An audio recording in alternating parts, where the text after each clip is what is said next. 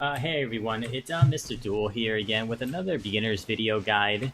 Today I'm going to talk about elemental reactions, so let's hop right into this. There are different elements in Genshin Impact: Pyro, Hydro, Cryo, Electro, Amino, Geo, and Dandro. Each has a specific reaction to a certain element, which I'll break down in this video for you, so hopefully you have a better understanding on how the elements actually work with one another. So here, the first one I'm going to talk about is Electro. Electro has three different elements that it reacts to. Hydro, which does an electro charge, which causes damage over time with the electro. And it also can arc to different enemies that are affected with the hydro element. So if there's 2 or 3 enemies, they all will get hit by the electro damage. And I think it's just a 1 damage proc, but it does proc to multiple enemies. And then vice versa, if the electro is on the enemy, then they will be affected by the electro charge. Same thing with the other 2 elements that we're going to talk about, which is Cryo. So if the Cryo gets hit by Electro, it does this effect called Superconduct. And what the Superconduct does is lower the physical resistance of any nearby enemy, including the one that got hit with the Cryo and Electro. And this happens vice versa as well. So if they have Electro on them, then you could hit them with the Cryo and it does the same effect. And lastly, it's going to be the Pyro with the Electro. This causes an effect where it's called Overloaded. And with the Overloaded effect, it does a AoE Pyro damage, which affects anybody in the nearby vicinity as well, like an explosion. And it also damages Geo structures as well. It does bonus damage to Geo structures, so like a Geo shield or Geo armor on specific enemies, even Geo like pillars and anything that has like a kind of like a yellow like bar on it. That's kind of what Geo kind of stands for. It's kind of like this yellow kind of bar. And we're going to talk about the next 2, which is Pyro and Hydro. The Pyro and Hydro combination. This actually causes something called Vaporize, which it deals bonus damage to whichever one is doing the effect to.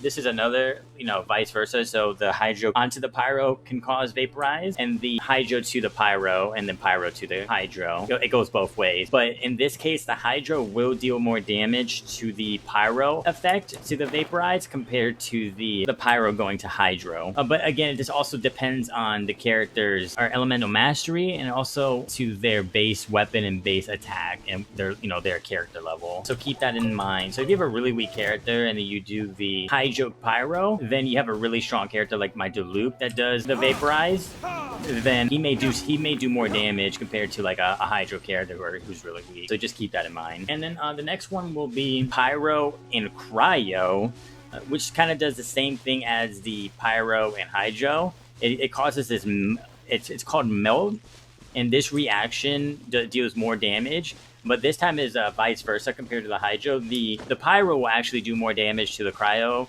shield or enemy compared to the Cryo enemy doing damage to the Pyro. You still get bonus damage for both, but because how just the elements, like the resistance to specific elements, the Pyro will actually do more damage to the Cryo. So keep that in mind whenever you're doing it. It's still good to use both ways, so I wouldn't worry about that, but just that's something to keep in mind. And then the next one will be the Cryo and Hydro. This one, both ways, will freeze an enemy in place. They won't be able to move for a specific amount of time. And you could have this effect called Shatter. And the Shattered effect, I'm pretty sure, deals bonus damage to whoever breaks it. Say that I use the Claymore on the loop, or a plunge attack, or a Geo attack from a Geo character will break the frozen enemy. Even a charge attack will work as well with a non-Claymore user. So keep that in mind. And then the next 3 that we're actually going to talk about will be Amino, Geo, and Dandro. They're kind of more unique compared to the kind of the base elements, the other 4 base elements. And these elements, the Amino reacts really well with the other 4 base elements. So it goes like in harmony with the other 4. So what it does a swirl effect on whatever enemy has a specific, so say they have Pyro on them, then if you use the Amino, like I'll show you right here, it does this thing called swirl, and also affects other enemies. So if there's no other enemies that are affected by the swirl, like this fire, how they have fire on them,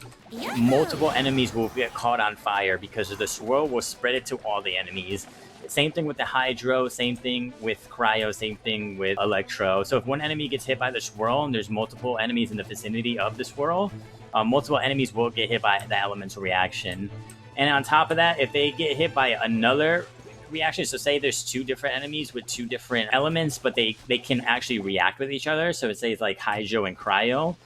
You will proc the swirl effect on everybody, and then on top of that, the enemies will get frozen. So it's really good for multiple reactions and definitely for grouping enemies for specific abilities. So keep that in mind. Amino is really, really good in that aspect. It's just really good to have at least one Amino on the team, I think.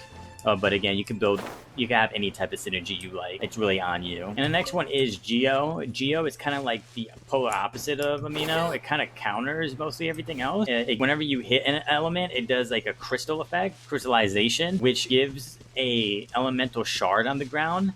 And that elemental shard will give you a shield, which you can't get hurt until the shield is broken. And whichever element that gets absorbed by the shard, that will absorb more of the element compared to the opposite element. So say if the shard grabs a pyro shard, like it makes a fire shard, then any fire-based abilities attacked on the shield will have like a 200% resistance to the fire. So it'd be harder to break that shield against like fire enemies. But if a Hydro user hits the shield, it'll have a chance to break faster because it's weak against Hydro, and vice versa with the other 4 base elements, more or less. And then the last one is Dandro. Dandro is kind of really unique compared to all of them. There's only enemies that have this. You can't really use Dandro element at this time. The only thing that really gets affected by it is Pyro, and which leaves kind of like a burning effect over time. Other than that, that's really kind of like the baseline for all the elements and kind of how they react with each other. I'm really hoping this video helped anybody out, and hopefully you kind of understand a little bit more of the reactions. I'm gonna leave a link to like a specific kind of chart for the elemental reactions on the links or in the description below. So keep that, or just look at that if you still are a little confused, and it should kind of clear up a little bit more for you. But if you guys did enjoy the video, remember to leave a like. I really appreciate it. Subscribe, and you guys have a wonderful rest of your day.